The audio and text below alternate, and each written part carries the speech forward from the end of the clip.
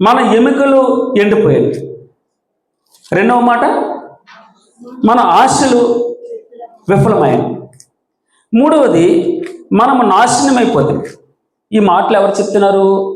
ఇశ్రాయేలీయులు చెప్తున్నారు. ఇశ్రాయేలీయులు చెప్తూ ఉన్నారు. అయితే భగవంతుడు ఏం చెప్పాడంటే, నరపుత్రుడా ప్రవచనమెత్తు, ఎండిపోయినవి అవి కేవలము ఎండిపోయినవి. నరపుత్రుడా ప్రవచనమెత్తు.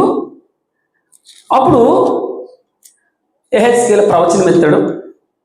ప్రవచనమెత్తితే ఆ పైన వచనాలు ఉంటే గడ గడ గడ అని శబ్దం వస్తుంది. అంటే ఏం శబ్దం వస్తుంది? ఎముకలు ఒకదానితో ఒకటి కనెక్ట్ అవుతున్నాయి. ఈ శబ్దం వస్తుంది. తద్వారా భగవంతుడు ఏం చెప్పాడంటే, ఇప్పుడు మరలా నువ్వు ప్రవచనం ఎత్తాలి. ఆ ప్రవచనం ఇచ్చినప్పుడు ఆ ఎముకలు, విడివిడిగా ఉన్న ఎముకలు, పోగులు అవన్నీ కలుస్తూ ఉన్నాయి, శబ్దం వస్తుంది. భగవంతుడు ఏం చెప్పాడంటే, అవి ఒక ఆకార స్కెల్టన్గా ఉన్నాయి. దానికి చర్మం, నరాలు కూడా వచ్చాయట. తర్వాత నరపుత్రుడా ప్రవచనం ఎత్తు అన్నాడు. జీవవాయువు ఏమన్నామా? జీవాత్మ, జీవవాయువును ఉదోడు జీవాత్మ వాటికి అనుగ్రహింపబడింది.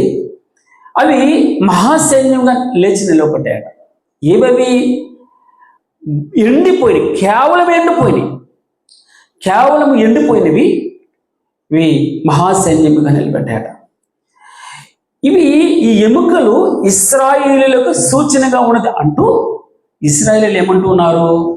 మేము ఎండిపోయాం, మా ఎముకలు ఎండిపోయాయి, మా ఆశలు విఫలమైపోయాయి, మనము నాశనం అయిపోయామన్నా. ఈరోజు నేను చెప్పే సబ్జెక్ట్ ఏంటంటే, దేవునికి ఇష్టలు. ఎవరంటే దేవునికి ఇష్టం? తర్వాత మనం నిర్గమకాండం 3వ అధ్యాయం 7వ వచనంలో చూస్తే అక్కడ ఒక 3 మాటలు మనం చూస్తాం. నేను నిశ్చయముగా చూచితిని.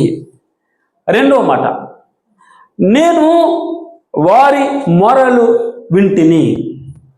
మూడవ మాట, వారి దుఃఖములు నాకు తెలిసేనవి. వీరేమంటూ ఉన్నారు? మా ఎముకలు ఎండిపోయినవి, మా ఆశలు విఫలమైపోయి మనము నాశనం అయిపోయామని అనుకుంటున్నారు. ఆదికాండం 20వ అధ్యాయం 12వ వచనంలో చూస్తే, ఇస్సాకు ఆ దేశమందున్న వాడై విత్తనము వేసి ఆ సంవత్సరము 100 ఫలము పొందెను. ఎవరైనా ఇష్టుడు. ఎవరికి ఇష్టుడు? దేవునికి ఇష్టుడు, ఆరాధికుడు ఇతడు. ఇస్సాకు ఆ దేశమందున్న వాడై విత్తనము వేసి ఆ సంవత్సరము 100 ఫలము పొందెను. యెహోవా అతనిని ఆశీర్వదించెను గనుక ఆ మనుష్యుడు గొప్పవాడే. యెహోవా అతనిని ఆశీర్వదించెను గనుక ఆ మనుష్యుడు గొప్పవాడే.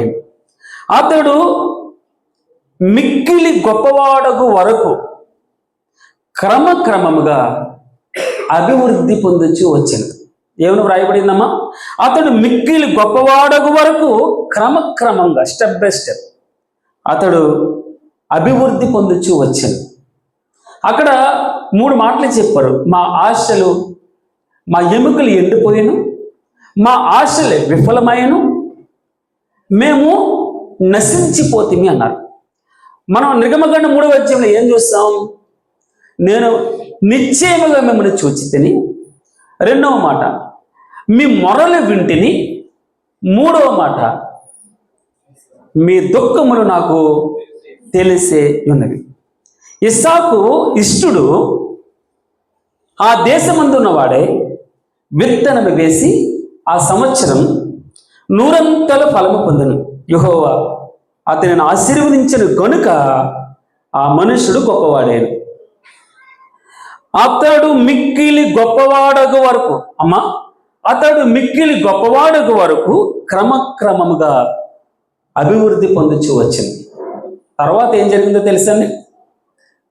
ఆ మరుసటి వచనం ఉంటుంది, ఫిలిస్తీయులు అబ్రహాము త్రవ్వించిన బావులన్నిటిని పూడ్చివేశారట. మరలా ఇంకొక భాగం తవ్వించాడు ఇస్సాకు.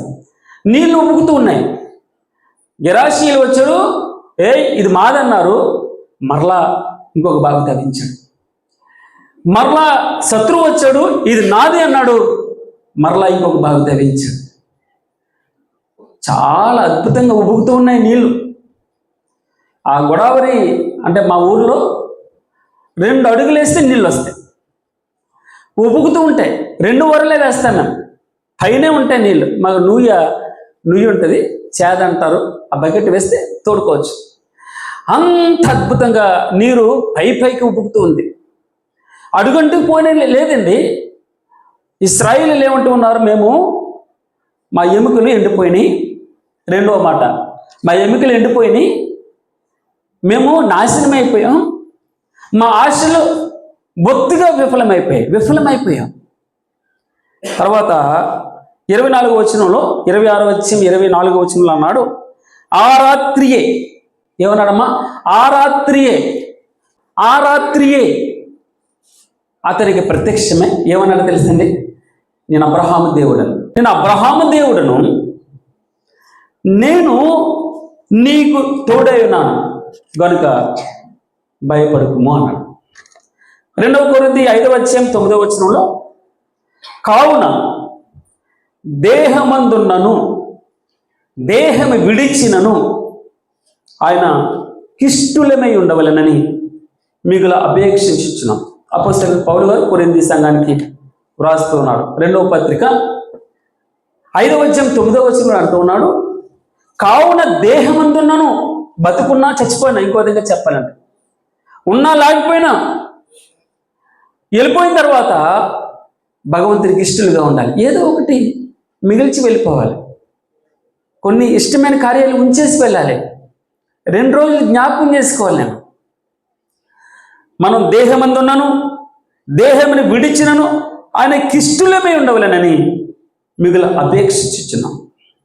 10వ వచనంలో చెప్తాడు, ఎందుకనగా తాను జరిగించిన క్రియలు చెప్పున అవి మంచివైనను సరే చెడ్డవైనను సరే దేహముతో జరిగించిన వాటి ఫలమును ప్రతి వాడును పొందినట్లు మనమందరమును క్రీస్తు న్యాయపీఠం ఎదుట ప్రత్యక్షము కావాలి. మన ఏమన్నాడండి, ఎందుకనగా తాను జరిగించిన క్రియలు చెప్పున అవి ఈ రోజున మనకి సుఖాన్ని ఇచ్చి ఉండొచ్చు. ఈ రోజున అది తప్పు అని మనకు అనిపించకపోవచ్చు. భగవంతుడు ఏం చెప్తున్నాడంటే, ఎందుకనగా తాను జరిగించిన క్రియలు చెప్పున అవి మంచివైనను సరే చెడ్డవైనను సరే దేహముతో ఈ శరీరముతో జరిగించిన వాటి ఫలమును ప్రతి వాడును పొందినట్లు మనమందరమును క్రీస్తు న్యాయపీఠం ఎదుట ప్రత్యక్షము కావాలి. 17వ వచనం మీకు అందరికీ తెలిసిన మాట, కాగా ఎవడైనను క్రీస్తునందున్న ఎడల వాడు నూతన సృష్టి, పాతవి గతించిపోయి. నేను ఎప్పుడూ ఇదే మాట చెప్తాను. 8వ అధ్యాయం 14వ వచనం, ఓ శరీరమా, నీవు శరీరం చెప్పినట్టల్లా వినడానికి ఇక మీదట నువ్వు శరీరమునకు రుణస్తుడు. నీ కళ్ళు చెప్పినట్టల్లా చూడ్డానికి ఇక మీదట నువ్వు నీ కళ్ళుకి బానిసవు కాదు. ఇక మీదట నువ్వు నూతన సృష్టి, పాతవి గతించను అంతే. సరెండర్ ఆల్ టు గాడ్, భగవంతుడు చెప్పే మాట.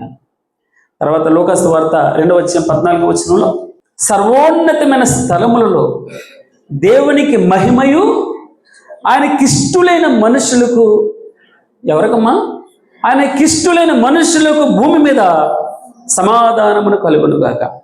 నాకు చాలా ఇష్టమైన మాట. 6వ అధ్యాయము 36వ వచనంలో చెప్తాడు, మీరు సర్వోన్నతిని కుమారులై ఉండనట్లు. లూకాసు వార్త 6:36లో ఏం చెప్తాడు తెలుసమ్మా? చూడండి అన్నమాట.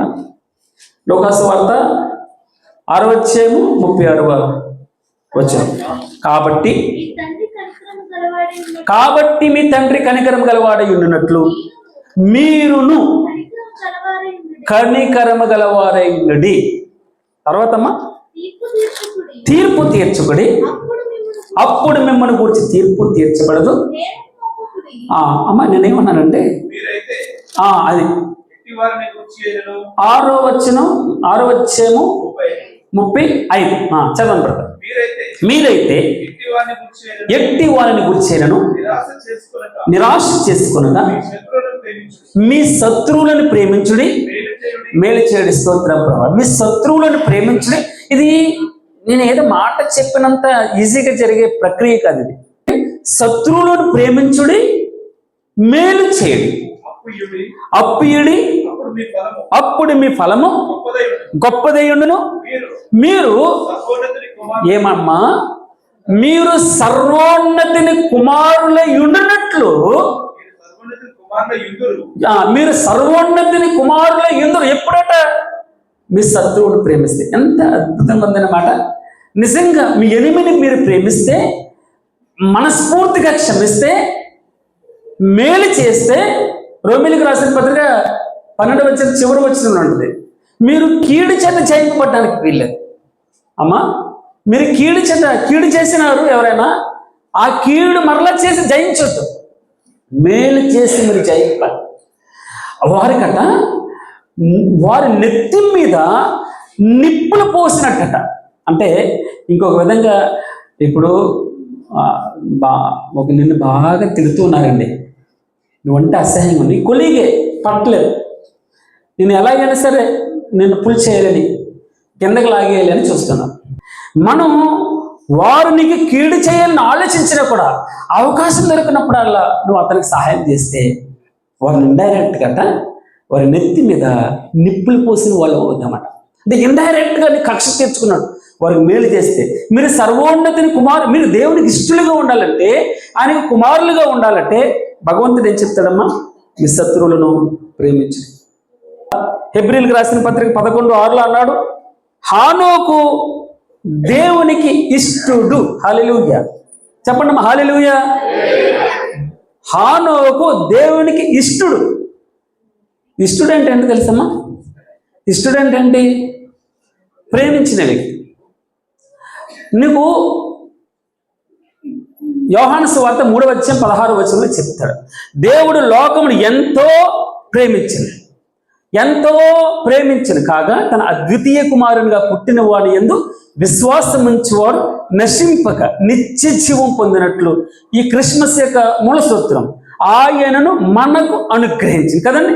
అదే యోహాను రాసిన మొదటి పత్రిక 3వ అధ్యాయం 16లో చెప్తారు కదా, ప్రేమెట్టిదో. ఈ మాట మళ్ళీ చెప్పడానికి ఇష్టపడతాను. ప్రేమెట్టిదో నీకు అర్థం కావాలంటే, ఆయన మన నిమిత్తం తన ప్రాణాన్ని పెట్టాడు. దీని ద్వారా అసలు వీడికి ఊరు మేలున్నాడు, వాడికి ఎవరిని అప్పిస్తారమ్మా?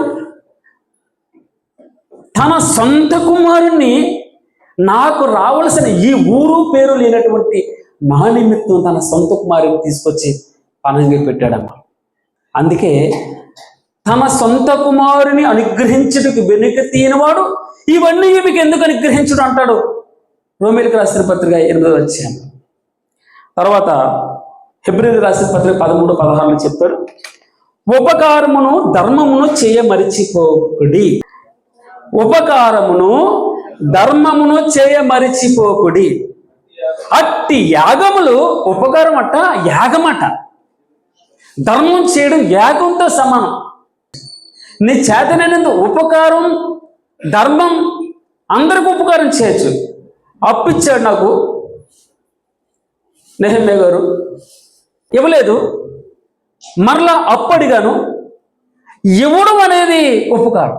మీకు అర్థమవుతుందమ్మా? ఒకరి దగ్గర నేను అప్పు ఎగవేశాను, మరలా వెళ్ళి అప్పు అడిగితే ఇవ్వడం అనేది ఉపకారం. ఉపకారం అంటే నిన్ను మోసం చేశాడు, అదే చెప్తున్నాడు 6వ అధ్యాయం 36వ వచనం నుంచి అంతా ఇదే చెప్తాడు. మీరు అప్పు ఇచ్చి మరలా వెనక్కి ఇచ్చేసి వాడికి ఇస్తే మీరు గొప్పవాళ్ళు ఏమవుతారు? మీరు వడ్డీ వ్యాపారస్తులు అవుతారు. అప్పిచ్చి వెనక్కి వెళ్ళిపోయి మరలా అప్పు అడిగితే మరలా ఇస్తే అప్పుడు మీరు సర్వోన్నతిని కుమారులు. అసలు ఈ డిఫినేషన్ వినడానికే భయంకరంగా ఉంటుంది. ఎక్కడ అవుతుంది? ఇక్కడ నవ్వుతున్నారు తల్లులు, చెప్పడానికి బాగానే ఉంటుంది బ్రదర్ అని చెప్పేసి. ఎవరు చేయలేరు, నువ్వు సర్వోన్నతుని కుమారుడు అవ్వాలంటే చెయ్యాలని అన్నాడు భగవంతుడు. తర్వాత కొరింథీయులకు రాసిన మొదటి పత్రిక 4:5 ఆయన అంధకారమందలి రహస్యములను వెలుగులోనికి తెచ్చి హృదయంలోని ఆలోచనలు బయలుపరిచినప్పుడు ప్రతి వానికిని తగిన మెప్పు దేవుని వలన కలుగుతుందట. ఏమన్నమ్మా? హృదయంలోని రహస్యాలు. నేను ఇక్కడ కూర్చుని వాక్యం చెప్తే నా హృదయంలో ఉన్న ధ్యాస ఏముందో మీకు తెలియదు, కానీ భగవంతుడు చెప్తున్నాడు కదా, ఆయన మాట నా నాలుకకు రాకమునిపే రికార్డ్ అవుతూ ఉంటుందట. అన్ని రికార్డ్ చేశారట భగవంతుడు. ఏం చెప్తున్నాడు? ఆయన అంధకారమందలి రహస్యములను, చీకటి గదుల్లో ఉన్న రహస్యములను, హృదయంలో ఉన్న రహస్యములను వెలుగులోనికి తెచ్చి హృదయంలోని ఆలోచనలను బయలుపరిచినప్పుడు ప్రతి వానికి చేయడం కాదండి, చేయడం కాదు, ఆలోచనలు బయలుపరిచినప్పుడు ప్రతి వానికి తగిన మెప్పు దేవుని వలన కలుగును. యాకోబు 5:9 అంటాడు, ఇదిగో న్యాయాధిపతి వాకిట నిలిచినాడు. నేను లింక్ చేస్తాను, మీకు రిఫరెన్స్ చెప్పుకుంటూ వెళ్తున్నాను. ఇదిగో న్యాయాధిపతి వాకిట నిలిచినాడు. ఇందాక మనం 2 కొరింథీ 5:9 ఏం చూస్తాం? ఎందుకనగా తాను జరిగించిన క్రియలు చెప్పున అవి మంచివైనను సరే చెడ్డవైనను సరే దేహముతో జరిగించిన వాటి ఫలమును ప్రతి వాడును పొందినట్లు మనమందరమును క్రీస్తు న్యాయపీఠం ఎదుట ప్రత్యక్షము కావాలని. యాకోబు పత్రిక 4:7 చెప్తాడు, దేవునికి లోబడి ఉండుడి, అపవాదిని ఎదురించుడి, అప్పుడు వాడు మీ యొద్ద నుండి పారిపోను. సూత్రం చూడండి, ఫండమెంటల్ సూత్రం ఏం చెప్తున్నాడు?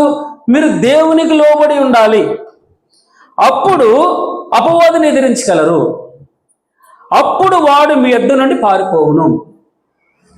దేవుని యొద్దకు రండి, అప్పుడు ఆయన మీ యొద్దకు వచ్చును. పాపులారా, మీ చేతులను శుభ్రము చేసుకునుడి, ద్విమనస్కులారా, 2 మనసులు కలిగిన వారులారా, మీ హృదయములను పరిశుద్ధపరచుకునుడి, వ్యాకులపడుడి, దుఃఖపడుడి, ఏడువుడి, మీ నవ్వు దుఃఖమునకును మీ ఆనందము చింతకును మార్చుకునుడి, ప్రభు దృష్టికి మిమ్మల్ని మీరు తగ్గించుకునుడి, అప్పుడు ఆయన మిమ్మల్ని హెచ్చించును. స్తోత్రం ప్రభువా. 1 కొరింథీ 3:14 చెప్తాడు, పునాది మీద ఒకడు కట్టిన పని నిలిచిన ఎడల వాడు జీతము పుచ్చుకును. ఆ న్యాయపీఠం ఎదుట మనం నిలుచున్నప్పుడు అవి గట్టివి ఏమిటో,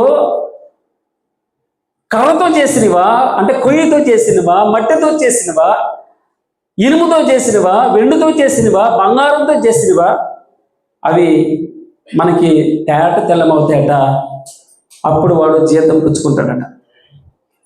2 కొరింథీ 10:18 అంటాడు, అతిశయించువాడు ప్రభువునందే అతిశయించాలి, ప్రభు మెచ్చుకున్నవాడే యోగ్యుడు. ప్రభు శభాషణాలు, ప్రభు ఇంకొక పొగిడినటువంటి వ్యక్తి గొప్ప. ప్రభు మెచ్చుకున్నవాడే యోగ్యుడు, వాడు కరెక్ట్ అయిన వాడు, వాడే క్వాలిఫికేషన్ గలవాడు. తాను మెచ్చుకున్నవాడు యోగ్యుడు కాదు. దీన్ని ఏమంటే మనం నేను కాబట్టి నేనే అంటాం కదండి. తర్వాత గలతీ 2:9 అన్నాడు, దేవుడు నరుని వేషం చూడడు. దేవుడు నరుని వేషం చూడు. కింద ఏమైనా రాయబడిందే ఫుట్ నోట్లో, నరుని ముఖమును అంగీకరించడు. ఎవరమ్మా? నరుని ముఖమును అంగీకరించడు ఆయన.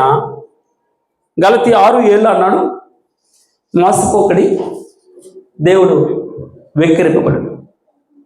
మనుషుడు ఏమి విత్తునో ఆ పంటనే కోయుడు. నీవు చేసింది నీ నెత్తి మీదకి వస్తుంది, నీవు చేసినది నీ నెత్తి మీదకి వస్తుంది.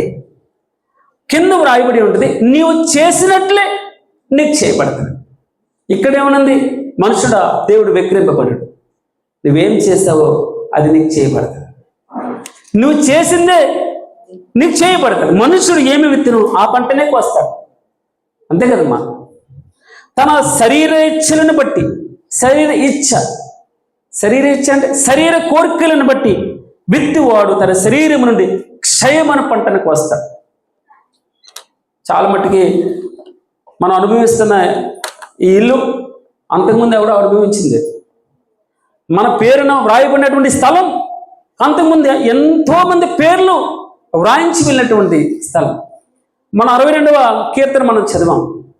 అక్కడ ఒక మాట ఉంది, ధనము హెచ్చినను వాటి యందు ధ్యాసించుకోవడానికి వీల్లేదు. బలము తనదని భగవంతుడు సెలవిస్తున్నాడు. అది 2 మారులు నా చెవుల్లో గింగిర్లమంటూ తిరుగుతున్నాయి. 62వ అధ్యాయము 62వ కీర్తన చివరి వచ్చింది. ధనము హెచ్చినను దాని యందు మనస్కరించడానికి వీల్లేదు. బలము తనదని భగవంతుడు సెలవిస్తున్నాడు. అది నాకు 2 మారులు గింగిర్లమంటూ నా చెవుల్లో జొచ్చుతున్నాయి. తన శరీరేచ్ఛలను బట్టి విత్తువాడు క్షయమును, శరీరం నుండి క్షయము అంటే నశించిపోయేటటువంటి పంటను కోస్తారట. ఆత్మను బట్టి విత్తువాడు ఆత్మ నుండి నిత్య జీవమని పంట కోస్తాడు. అక్షయమైనది, క్షయము కానటువంటిది అక్షయమైన పంట, నిరంతరం ఉండే పంట, ఎప్పుడు అలాగన కంటిన్యూగా ఉంటుందండి దాని ఫలం. నువ్వు దీన్ని ప్రాక్టీస్ చేయడానికి, ఈ వర్క్ ఇన్స్ట్రక్షన్స్ ఎస్టాబ్లిష్ చేయడానికి కొంచెం కష్టమవుతుంది. ఫస్ట్లో కష్టమవుతుంది. ఒక్కసారి పాతి పెట్టబడిన తర్వాత ఆ విత్తనం చచ్చిపోతే అది మొలకెత్తుతూ వస్తుంటుంది. అది ఆధ్యాత్మిక విత్తనం అయి ఉండాలని భగవంతుడు సెలవిస్తున్నాడు. ఆత్మీయ విత్తనం ఉండాలి. అప్పుడు అది నిత్యము జీవించే పంట. నిరంతరము జీవించుకోడు, నిరంతరము మనకున్న ప్రధాన యాజకుడు. తర్వాత మనము మేలు చేయుట యందు విసుగక యందుము మనము అలయక మేలు చేసేమని తగిన కాలమందు పంట కోస్తాం. స్తోత్రం ప్రభువా. తగిన కాలమందు పంటను కోస్తాం. కాబట్టి సమయము దొరికిన కొలది అందరి ఎడలను విశేషముగా మేలు విశేషముగా విశ్వాస గృహమునందు చేర్చబడిన నీ పక్కన ఉంటుంది తల్లిగారు. నీ అవసరం ఏంటమ్మా, ఎందుకు ఏడుస్తున్నావు అనే చిన్ని మాట మనం అడగగలగాలి. ప్రార్థనలో ఉన్నటువంటి వారికి బాధలు తెలిస్తే ఒక్కొక్కరి గురించి నా ఇంటి సమస్యగా ఏడుస్తూ ఉంటారు. తల్లిలు ప్రార్థన చేస్తుంటే నా ఒంటికే వచ్చింది అన్నట్టు.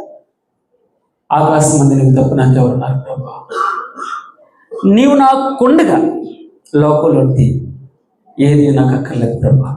ఒకవేళ శరీరం కృషించిపోయినా, ఒకవేళ హృదయం కృషించిపోయినా నిత్యము నువ్వు నాకు ఆశ్రయదుర్గంగా ఉన్నావు ప్రభా. గుండె చెదరిన వారిని ఆయన వారి గాయములు కట్టేవాడు. ఈ బాధలు ఎవరికి చెప్పుకుంటారండి? ఇదేనా మెడిసిన్ వేస్తారా? మనో బాధది ఎంత దుఃఖం. అందరి ఎడలను విశేషముగా విశ్వాస గృహమునకు చేరువారి ఎడలను మేలు చేయడం, వారి కోసం ప్రార్థన చేయడం. ప్రార్థన కదండి అవసరత. ఏమన్నా ₹1,00,000 అడిగితే ₹1,00,000 ఇవ్వలేవు. నీకు కలిగిన దాంట్లో ఒక ₹1,000 ఇచ్చే సామర్థ్యం నీకు ఇచ్చాడు కదా. సరే మన దగ్గర లేవు, అంబులెన్స్కి ఎంత ఇచ్చామమ్మా? ఒక 5,000 ఇచ్చాడు తల్లిగారికి. మనకు కలిగిన దాంట్లో సరే అమ్మా, సరే మరలా నాకు జీతం వచ్చినప్పుడు ఇస్తానులే. ఎవరినన్నా ప్రేరేపించడం, నువ్వెవలేవు సామర్థ్యం ఉన్న వరకు చెప్పయ్యా, ఒక ₹500 తల్లిగారికి పంపించాను. మనం ఎంకరేజ్ చేయాలి, మోటివేట్ చేయాలి. నోటి మాటతో చెప్పి అమ్మ నేను ప్రార్థన చేస్తానని అని చెప్పేసి మనం కష్టంలో ఉన్నప్పుడు బయట వ్యక్తులు అవసరం అయ్యా నీకోసం నేను ప్రార్థన చేస్తానని చెప్పేసి సహాయం చేయకుండా, క్రియ లేకుండా మృతము అన్నాడు భగవంతుడు. క్రియలు లేని విశ్వాసము మృతం. నోటి మాటతో చెప్పడం కాదు, ప్రాక్టికల్గా భగవంతుని మనం కనపరచాలి, దేవుణ్ణి చూపించాలి, ఆయన ప్రేమను చూపించాలి. ముక్కు మొహం తెలియదు, నువ్వెవరో తెలియదు, నువ్వు ఇంకా బలహీనమైన స్థితిలో ఉన్నావు, నువ్వు ఇంకా నీ వ్యసనాల నుంచి బయటకు రాలే. ఇంకా ఇంకొక విధంగా చెప్పాలంటే పాపంలో ఉన్నామట. 5వ అధ్యాయం అంతా ఇదే చెప్తుంది, రోమీయులకు రాసిన పత్రిక.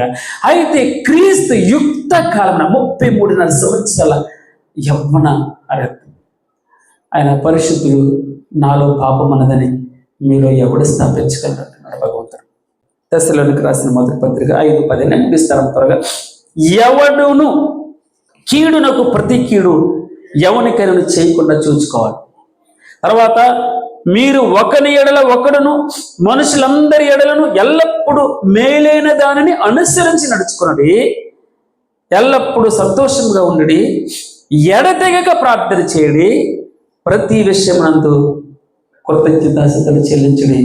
ఇలాగు చేయుట యేసుక్రీస్తునందు మీ విషయంలో దేవుని చిత్తం. యాకోబు పత్రిక 4:15 అంటాడు, కాబట్టి మేలైనది చేయనరిగియు అలాగూ చేయని వానికి పాపము కలుగును అని.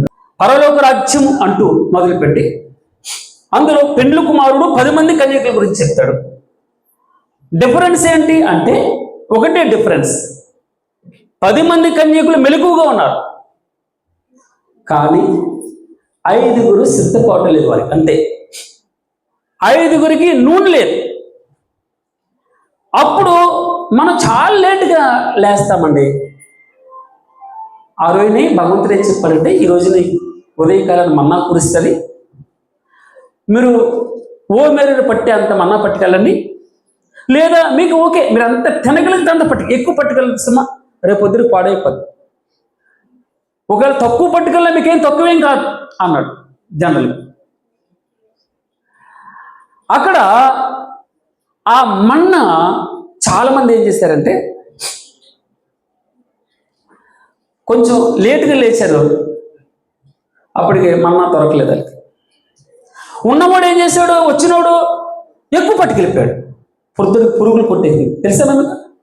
అంటే నేనేం చెప్తున్నానంటే ఇక్కడ సిద్ధపాటు జస్ట్ మనకి, అందుకే నేడు అని సమయం ఉండగానే, అమ్మా నేడు అను సమయం ఉండగానే, ఇదే అనుకూల సమయం, ఇంత గొప్ప రక్షణను నిర్లక్ష్యం చేస్తే ఎలాగో తెప్పించుకుంటాం.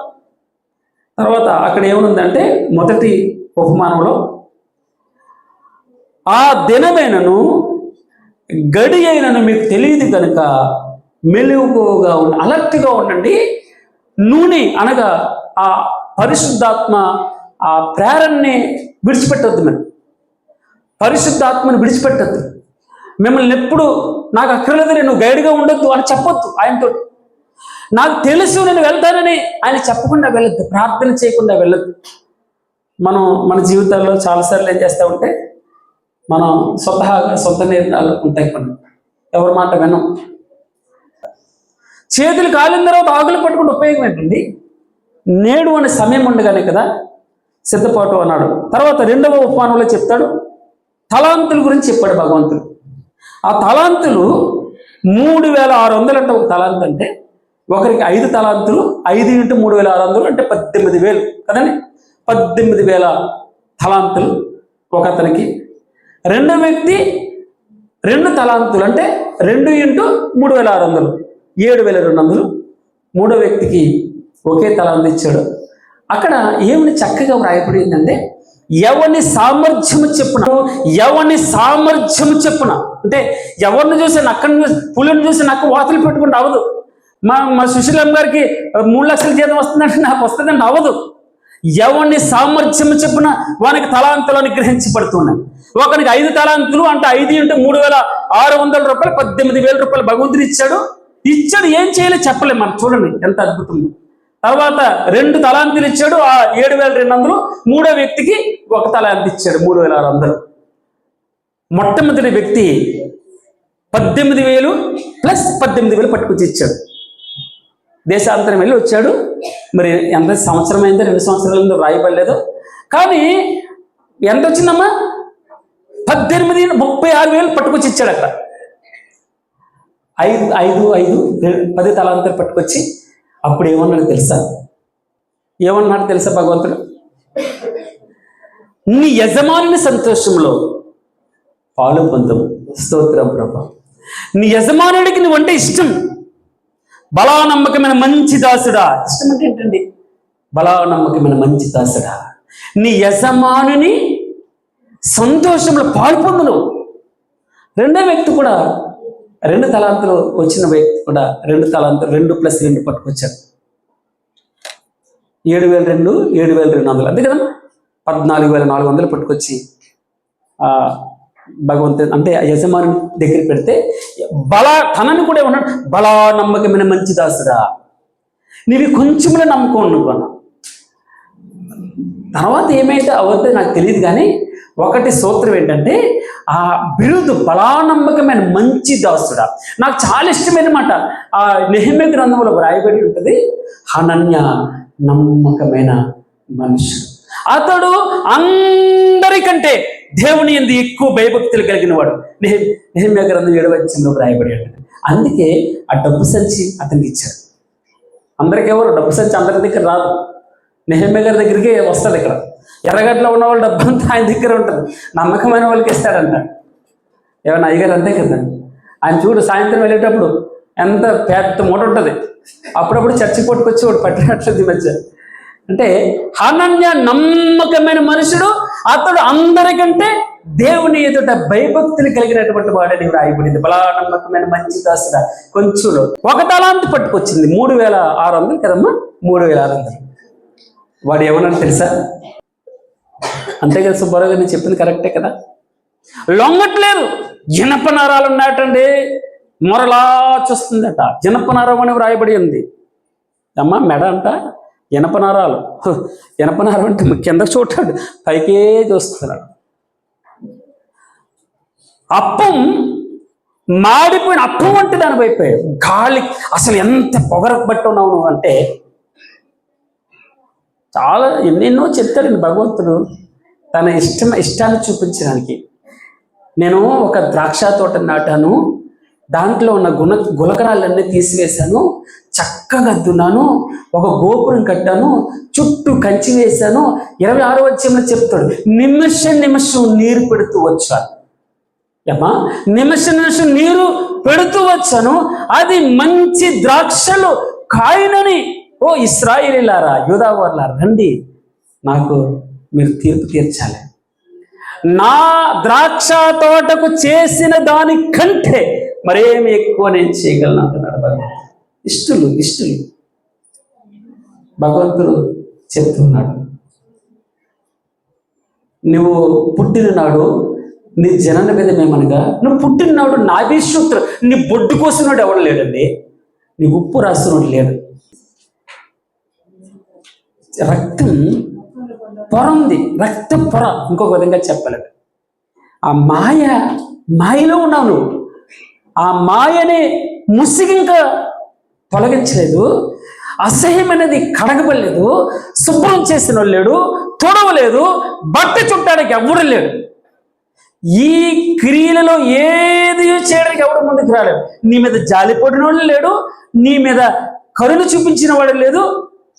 అయితే నేను నిన్ను చూశాను, బ్రతకమని చెప్పాను.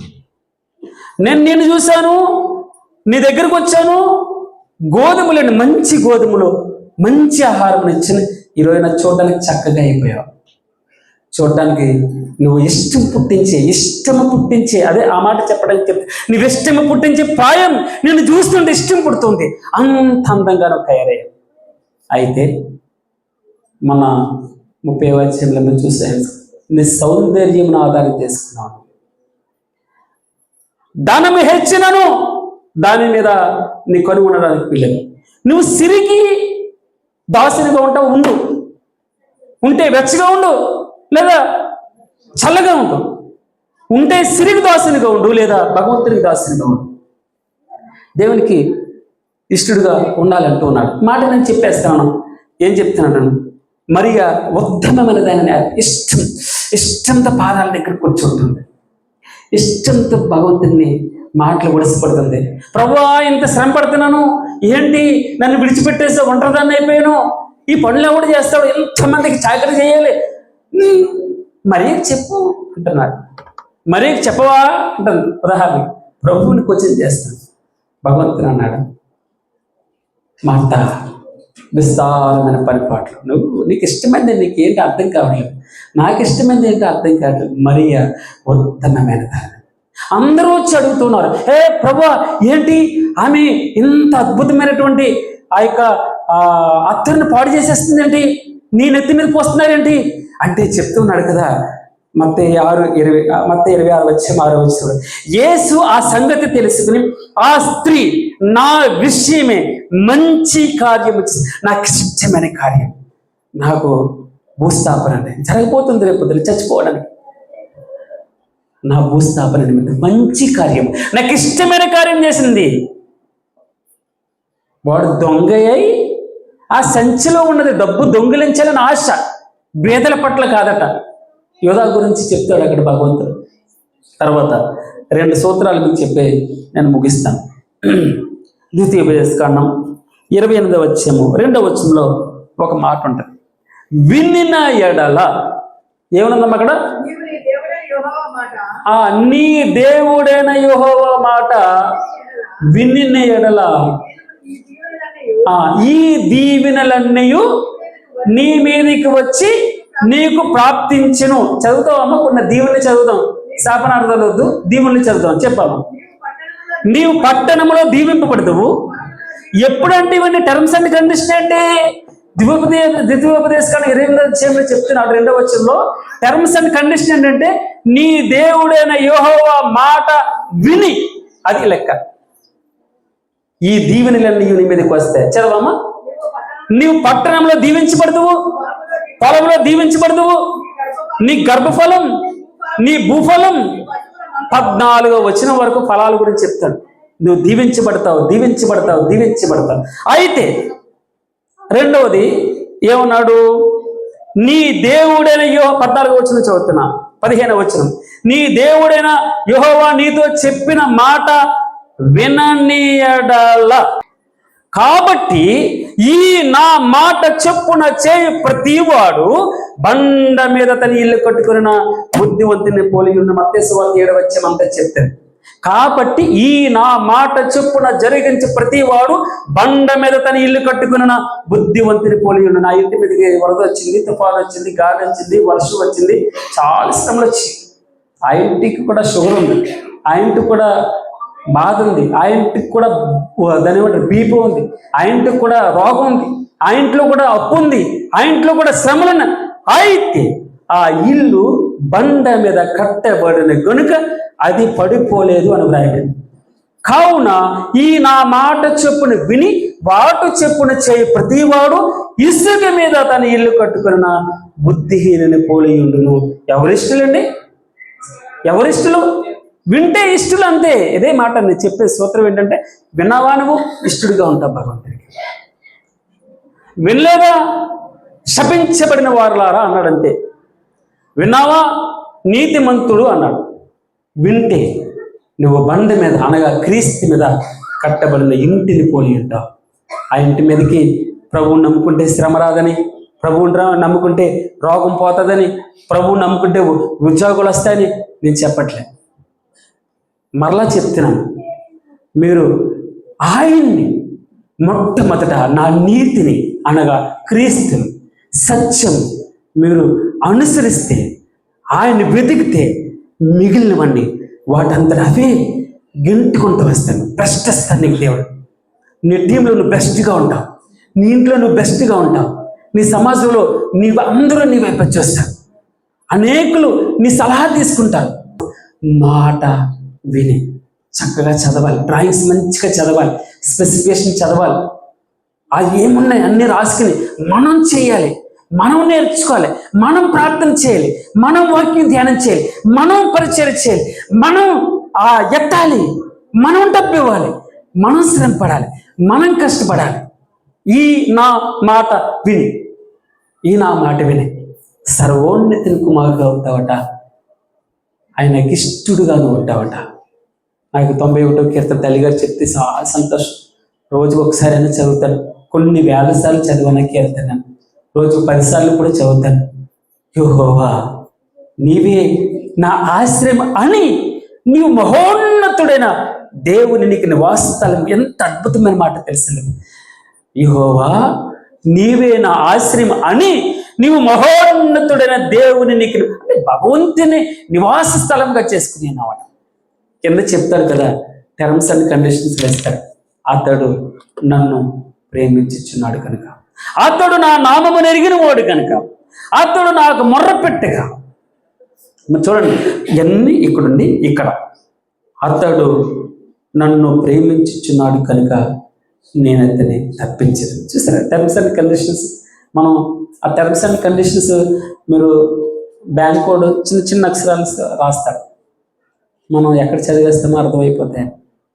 ఒక్కరోజు ఈఎంఐ కట్టకపోతే మీకు పెనాల్టీ ఉంటుందని రాయుడు, అంటే కనపడేటట్టు ఉండదు, బోధత్వం పెట్టుకోవాలి. కానీ భగవంతుడు అట్టగా భగవంతుడు ఇచ్చే టర్మ్స్ అండ్ కండిషన్ అందరికీ ఇది.